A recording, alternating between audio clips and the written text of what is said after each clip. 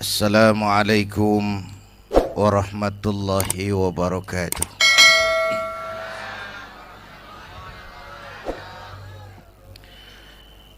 Alhamdulillahi wa kafa.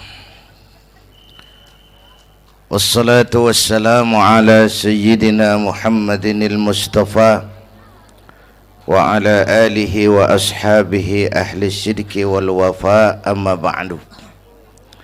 Para ulama yang saya muliakan, hadirin hadirat yang saya cintai, alhamdulillah malam ini kita sudah banyak mendapat mutiara-mutiara yang sangat berharga yang baru saja disampaikan oleh Bang Haji Roma Irama.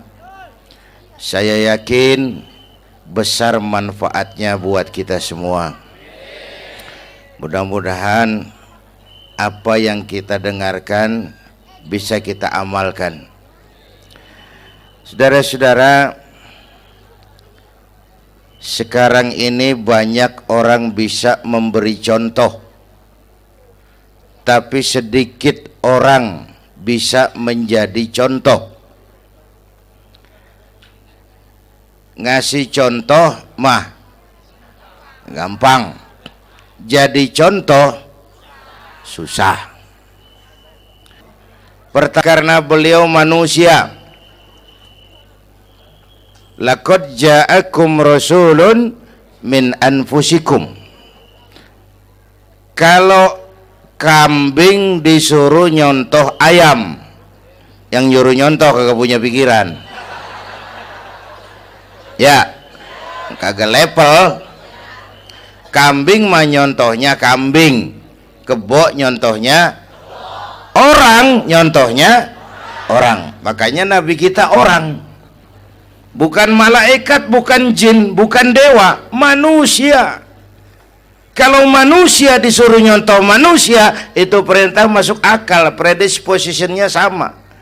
Kalau disuruh nyontoh malaikat mah ribet kan. Malaikat bagaimana nyontohnya, dia mah tidur kagak, makan kagak, sama duit budeg, sama perempuan kagak open, lah susah nyontohnya. Ya, Superman tuh biar hebat nggak bisa dicontoh Superman, bagaimana terbangnya, lagian pakai celana dalam di luar pan, nggak bisa dicontoh Superman mah. Nabi kita manusia utuh, cuman sungguh pun manusia, kualitasnya beda. Ini namanya basyarun la kal basyari. Manusia memang, tapi jangan samain, bobot bibitnya beda. Contoh, kita nih manusia, kita tidur. Nabi kita manusia, beliau tidur. Tidur Nabi, tidur mata doang, hatinya nggak pernah tidur. Tuh bedanya sama kita tuh. Tidur kita keblek, asal tidur habis-habisan. Lagi kita manusia, kita keringetan. Nabi kita manusia, keringetan. Keringet Nabi harum wangi, bau minyak kasturi, zaman belum ada parfum. Keringet kita udah rasain aja masing-masing dah, jangan pakai dikebet udah.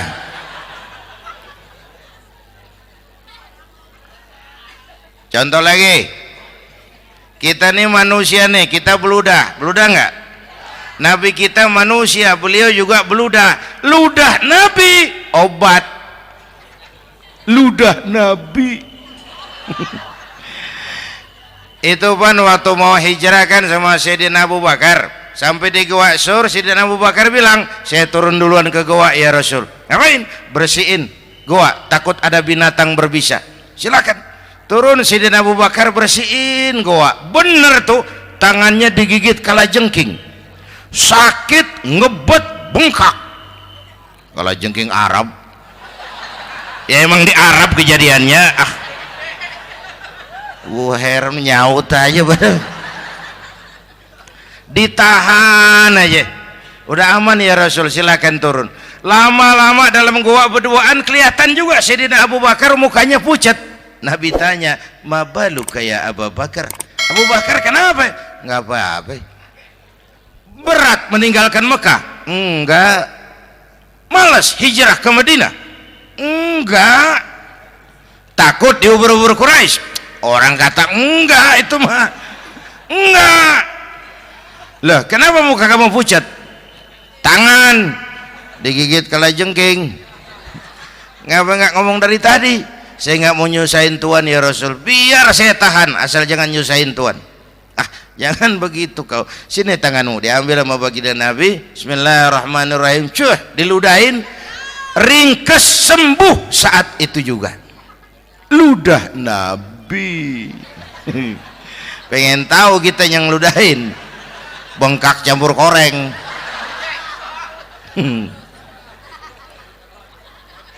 Satu tuh alasannya kenapa Nabi dijadikan contoh, karena manusia. Kalau manusia disuruh nyontoh manusia pasti bisa dong ya. Yang kedua, karena tadi kata Bang Haji Oma, pribadinya itu pribadi yang multidimensi. Mau nyontoh apa? Pak, saya ini pengusaha Pak. Nabi umur 9 tahun udah ke Syria tuh, dagang lintas negara Syam tuh. Saya jenderal Pak, Nabi mimpin tentara di medan perang Mas. Saya mau balik Pak, Nabi dakwah Bung. Saya guru Pak, Nabi ngajar Mas. Innama bu'istu mu'alliman, aku diutus sebagai guru, guru umat, guru bangsa.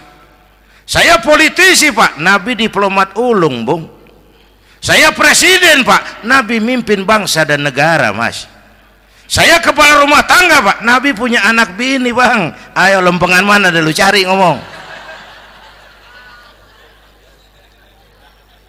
Malah Nabi Isa tuh nggak bisa jadi contoh bagaimana membina rumah tangga bahagia.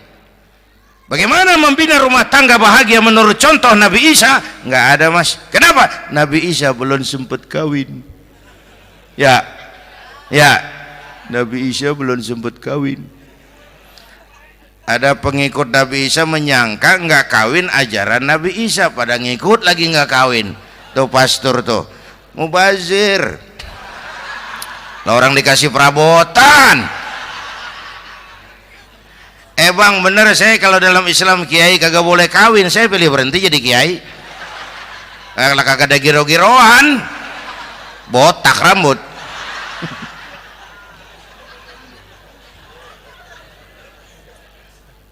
Makanya Bang Haji Oma cerita poligami saya girang banget tadi.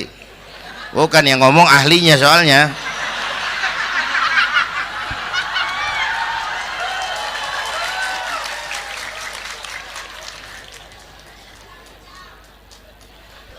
Dadah gitu aja deh ya. Nah, kata Imam Busair ini yang dahsyat. Ka'annahu wa huwa fardun fi jalalatihi fi ashkarin hina talqahu wa fi hasham.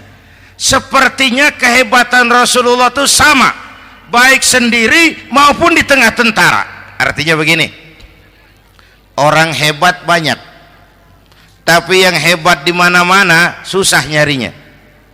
Baginda Rasul ini lagi duduk hebat, lagi jalan hebat, ada di pasar hebat, lagi di masjid hebat, di medan perang hebat, di depan anak-anak hebat, di mata musuhnya hebat, di depan sahabatnya hebat, di mata istrinya hebat, di mana-mana hebat. Lah susah nyari orang begini Bang. Ya, kita mah hebat juga setempat. Di kantor hebat, sekantor orang diomelin. Di kantor, pulang ke rumah dikeplak sama bininya diem aja. Ini di depan bininya dia kagak hebat dia mah.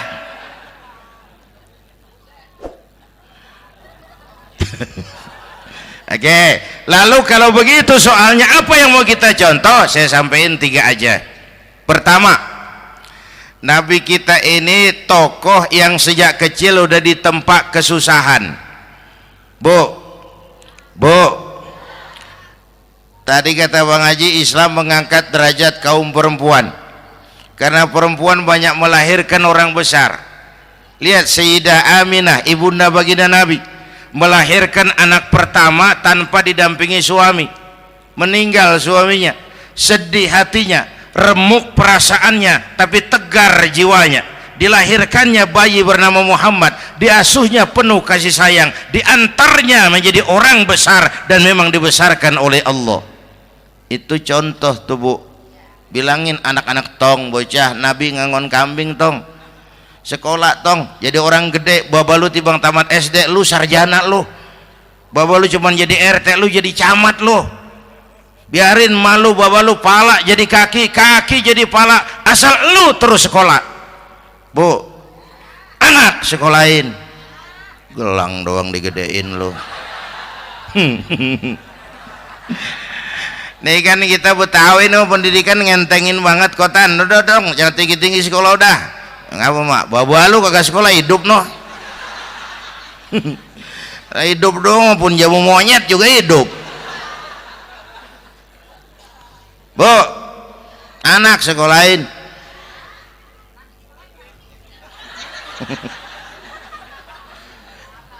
Mahatma Gandhi.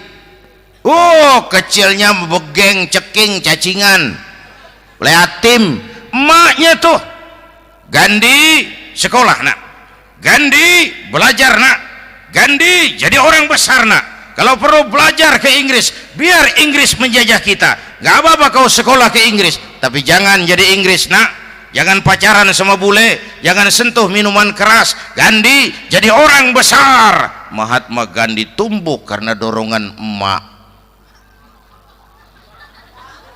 Mak, udah yatim. James Watt, Kang Bandrek. Emaknya tuh yang dorong tuh jadi orang besar. Belum lagi perempuan yang jadi besar. Di Indonesia ada Kartini, di Jawa Tengah ada Dewi Sartika, di Jawa Barat Dewi Sartika, di Bengkulu ada Fatmawati Soekarno, sang penjahit bendera merah putih. Di Aceh muncul Laksamana Malahayati, disusul kemudian oleh Cut Nyadin, baru kemudian muncul Cut Koko, Cut Meme, Cut, ya udah tak cut lain dah.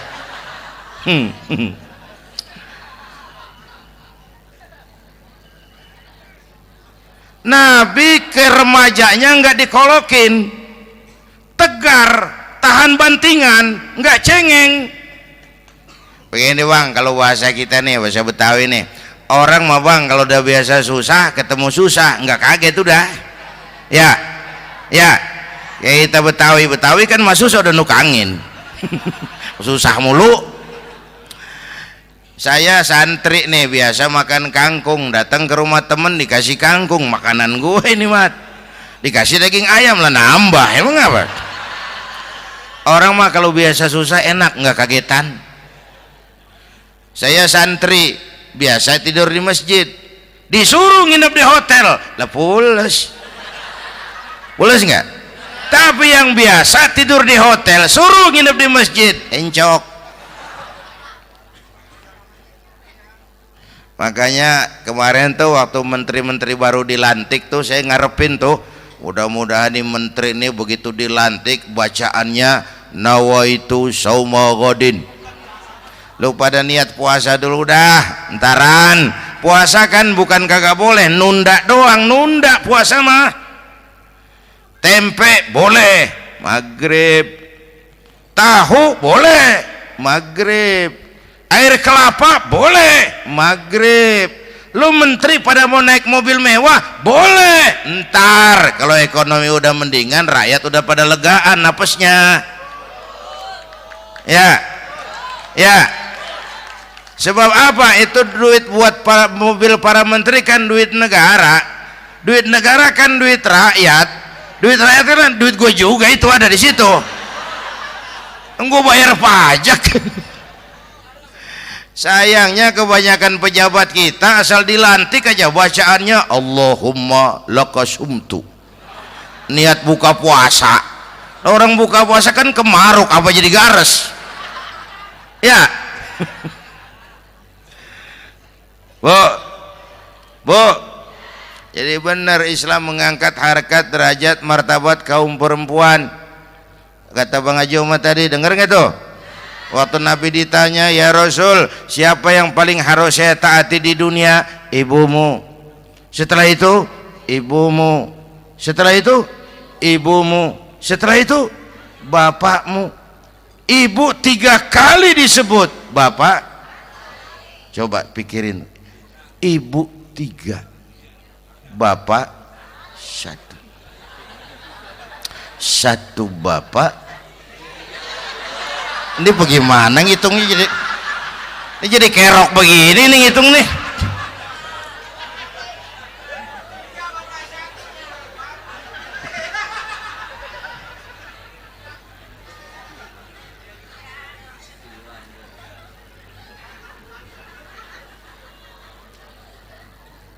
Jangan takut ngadepin susah. Hidup nih keras, kerja keras, peres keringat, banting tulang. Ya Bu. Satu. Yang kedua, contoh dari Nabi. Orang yang paling bersih hatinya Rasulullah. Orang yang paling baik akhlaknya Rasulullah. Orang yang bahkan sudah dapat jaminan ampun dari segala dosa Rasulullah. Tapi orang yang kalau sholat malam sampai bengkak kakinya karena rajin sujud Rasulullah. Aspek ibadah. Apaan? Hei, diam-diam giliran gue ini ngomong.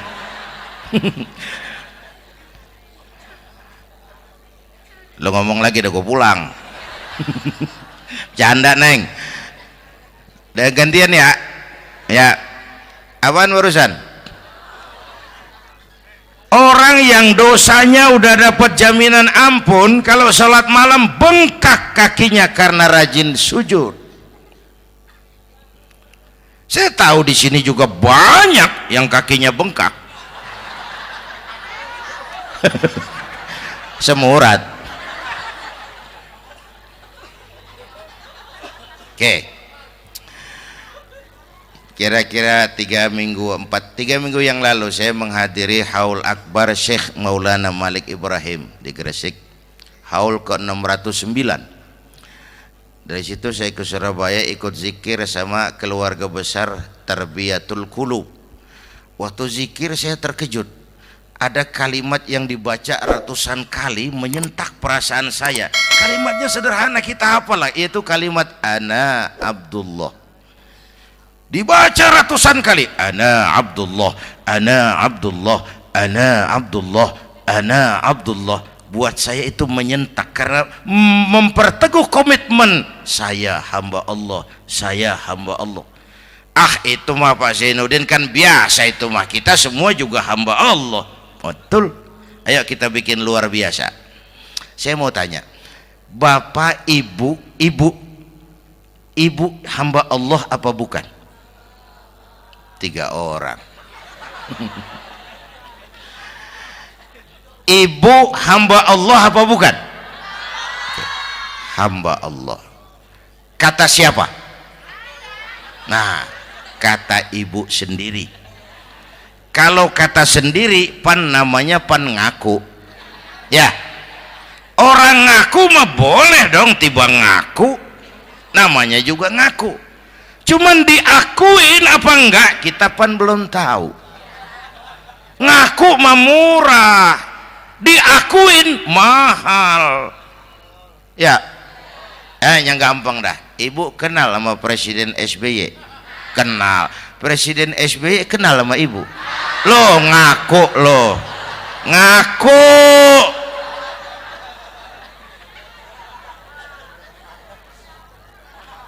Saya hamba Allah, kata saya. Berapa banyak orang mulutnya hamba Allah, perbuatannya menyatakan dia hamba dunia, hamba harta, hamba jabatan, hamba setan, budak nafsu. Nggak sesuai ucapan sama perbuatan. Yuk jadi hamba Allah yang beneran. Jangan separuh-separuh, kita mapan asal sakit mah hamba Allah. ya Allah, lagi sakit, sehat ya dikit, keder, nyari masjid nggak ketemu.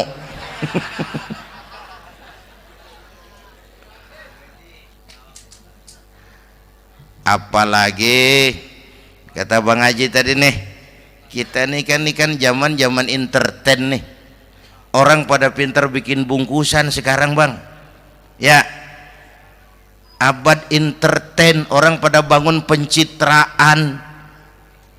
Tadi itu kiai sama dukun tipis bedanya.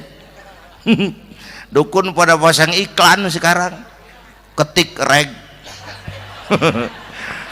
Waduh, sampean lahir hari Selasa, nggak cocok di air, ono di hutan sono, larang udah dagang es jadi berhenti, nggak cocok di air.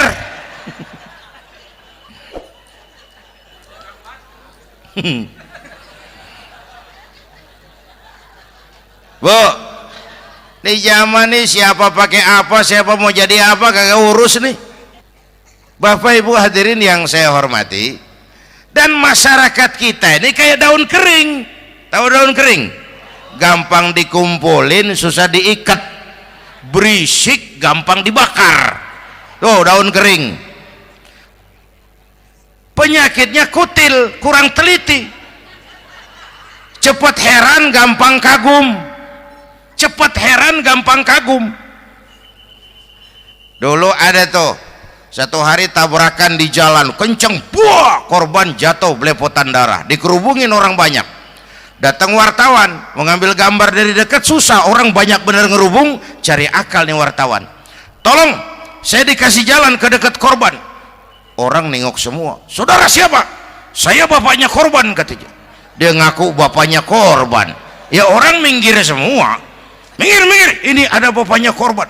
Orang minggir semua, dia maju ke depan korban. Sampai di depan korban, pucat mukanya tuh wartawan. Kenapa? Yang ketabrak anak monyet, Pak. Dia udah kedongan ngaku bapaknya korban.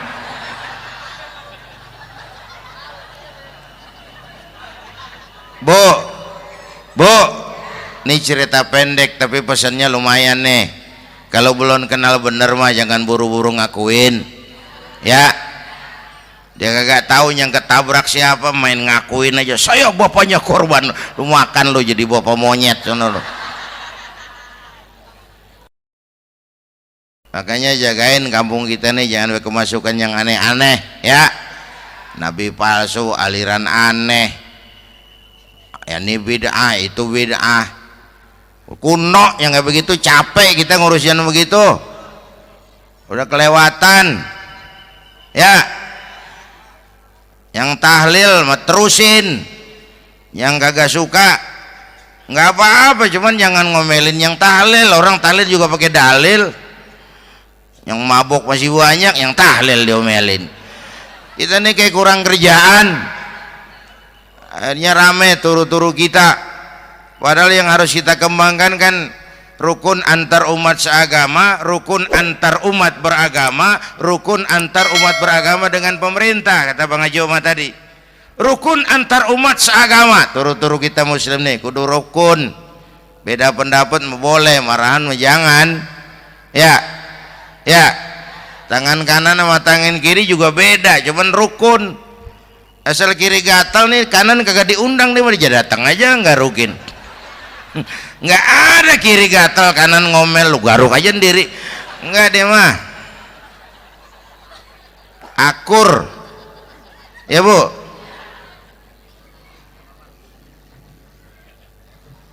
Yang kedua, rukun antar umat beragama. Islam ini rahmatan lil. Yang ketiga, rukun antar umat beragama dengan pemerintah. Ini mah kita kan bermasyarakat sama juga sembahyang berjamaah, ada imam, ada makmum. Ya, nih rakyat kalau jadi pemilih yang pintar ke depan, nah, mau milih wali kota kayak gubernur kayak presiden kayak. Sebab apa? Sholat berjamaah kan siapa makmum kagak penting Bang. Makmum mah siapa aja boleh. Ya, tiba ngikutin dia mah. ngaji deh mah gimana kayak nggak ada bab pemilihan makmum, nggak usah makmum mah kagak usah dipilih, siapa aja boleh ya bang, tuh orang budak bang boleh jadi makmum, bacanya kagak fasih boleh jadi makmum, ketinggalan satu rakaat boleh jadi makmum, tapi nggak tiap orang boleh jadi imam. Siapa yang dipilih jadi imam? Pertama a'lamuhum, kata Nabi, orang yang paling alim di kampungmu siapa? Angkat jadi imam. Yang paling alim, bukan yang paling tua. Tua juga kalau kejemur kisut. Dulu tuh Nabi Adam waktu diangkat jadi khalifah kan bekalnya apa? Wa 'allama Adam al-asma'a kullaha, al-asma' ay al-ulumul katsirah. Dulu zaman Fir'aun perang sihir sama Musa, sekarang perang visi dan misi. Punya ilmu, bu, ngerti urusan dari tetek sampai bengeknya. Kalau ngikutin imam yang alim pan enak, bisa dipertanggungjawabkan. Hati-hati milih pemimpin, maksudnya bu, jangan terjebak oleh penampilan. Emas pasti kuning, bener? Apa semua yang kuning pasti emas? udah paham dulu. Ustadz, kenapa? Di kampung saya ada 2 orang alimnya sama, yang mana yang jadi imam? Afsahuhum, yang lebih fasih lidahnya. Yang satu alim pelok, yang satu alim kagak pelok. Nah, yang kagak pelok suruh jadi imam. Kenapa? Nggak sah orang fasih bermakmum kepada imam pelok. Ustadz, imam pelok, makmum pelok semua. Sah. Namanya kampung pelok, biarin. Susah diurusin udah itu. Apa sih artinya fasih? Yang enak deh, nyambung. Pegel kalau punya pemimpin kagak nyambung sama rakyat. Ya, rakyat mau yang ngidul deh ngalor, rakyat mau yang ngulon deh ngetan, lah kan capek rakyat, kagak nyambung. Makanya kalau jadi imam pesan Nabi, idza amma ahadukumun nas falyukhaffif. Kalau kamu jadi imam, ringankan sholat kamu. Itu makmum nggak sama kekuatannya. Jangan panjang-panjang kalau jadi imam, kudu tahu keadaan makmum. Tuh makmum ada yang udah tua rentak, diri aja udah gemeter. Ada yang punya darah tinggi, kalau sujud kelamaan palanya ngebet. Ada yang udah janji itu makmum habis sembahyang mau terima duit.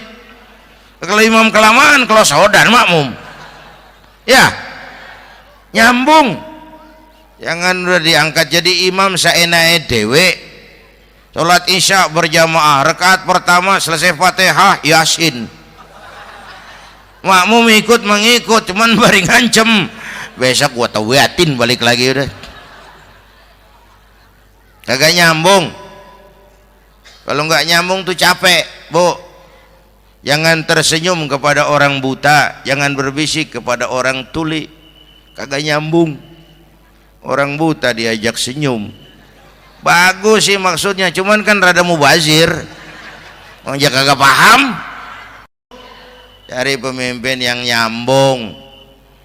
Kalau memang masyarakatnya suka tahlil, cari pemimpin yang suka tahlil.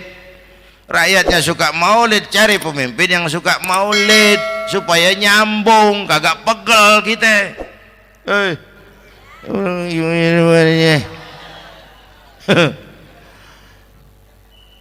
Bapak Ibu hadirin, saya balik urusan kita. Nyontoh Nabi ibadahnya luar biasa. Bu, kita ini perlu Allah. Kita ini perlu Allah. Semua kita perantau di bumi Allah ini. Perantau pasti pulang.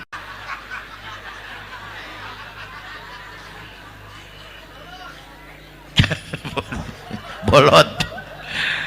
Bodoh kalau ada perantau, dia sadar dia perantau tapi nggak pernah mikirin pulang. Lebih bodoh lagi mikirin pulang tapi nggak nyiapin bekal. Kan tadi Bang Haji Omar udah bilang tuh, muda mati. Ya, kadang-kadang engkongnya seger banget, cucunya mati. Ya, perantau mah mesti pulang. Sini mah kita ngendon doang, ngendon taran. Mula-mula pan bang, kita mah tinggalnya jauh di alam arwah, dari sana pindah ke alam rahim, alam kandungan emak nih. Pernah tinggal di situ 9 bulan tuh, ada yang 2 tahun, yang keluar udah kumisan, kelamaan ngetemnya itu.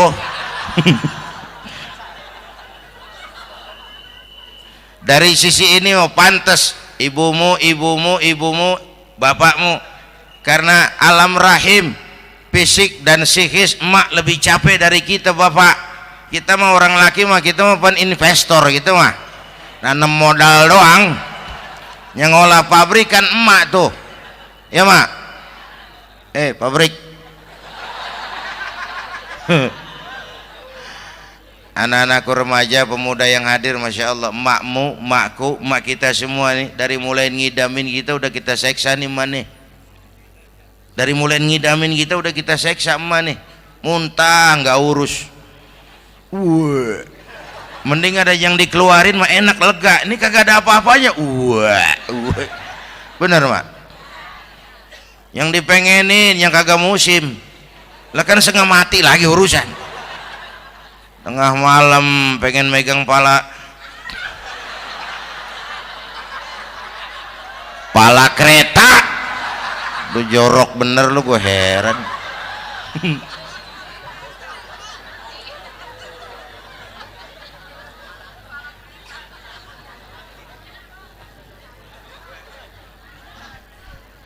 Bapak Ibu hadirin, yang ketiga terakhir, contoh dari baginda Nabi.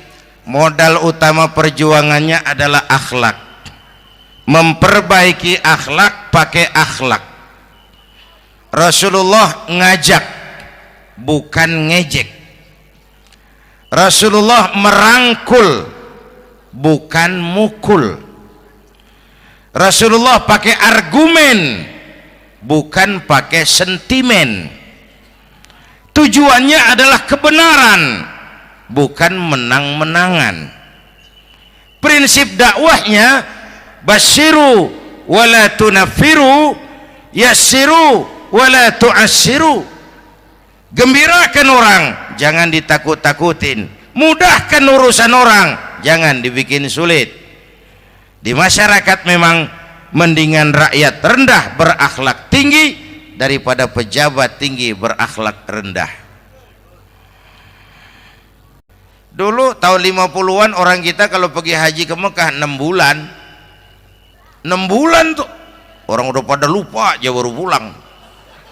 6 bulan yang ada cuman kapal laut, Mekah Madinah onta, banyak rampok lagi di gurun pasir Baduy itu. Dulu orang tua kita belajar manasik, kalian belajar silat. Sekarang karena kemudahan kemajuan ilmu menciptakan Boeing memotong waktu 5 bulan, orang pergi haji cukup sebulan. Bapak Ibu hadirin yang saya hormati, oleh karena itu menjaga nilai-nilai akhlak itu penting. Kepada siapa kita harus berakhlak? Pertama, kita harus berakhlak kepada Allah. Bagaimana caranya? Jangan menyekutukannya dengan sesuatu pun. Yang kedua, jangan menyembah kecuali hanya kepadanya. Yang kedua, kita harus berakhlak kepada sesama tadi itu. Yang ketiga, kepada lingkungan. Saya dulu masih zaman ada almarhum kakek saya, engkong. Kampung saya banjir, air masuk ke rumah. Saya teriak, "Kong, banjir kong." Engkong saya ketawa, "Biarin, bukan salah air." Habis, salah lo. Salah kita bagaimana kong? Lah lo tempat air lo tempatin. Yang punya tempat datang ya kagak ngerti, ini tempat gua, ini di sini nggak pada lo, lah banjir. Engkong saya nggak makan bangku sekolahan, tapi wise Pak. Air kan bukan musuh, air kan teman, teman kan kudu punya tempat. Lalu kagak punya tempat, pantas kemana dengan ayam, banjir. Ya. Dulu saya remaja ngaji babul istinja, kiai ngajar makruh buang air kecil di tanah berlubang. Saya tanya, kenapa makruh kiai? Pertama, untuk alasan kesehatan. Siapa tahu di lubang yang kamu kencingi ada gas beracun. Kalau tidak kiai, Kalau tidak, maka artinya melindungi binatang yang ada di dalam lubang. Siapa tahu di lubang yang kamu kencingin ada semut sedang rapat membahas laporan Susno 2Ji. Apa dosanya lalu mati dikencingin? Ini namanya rahmatan li semut. Saya mau bilang alam sekarang tidak seramah dulu karena kita juga nggak ramah sama alam. Bapak Ibu hadirin yang saya hormati, padahal watak Islam rahmatan lil alamin. Inilah barangkali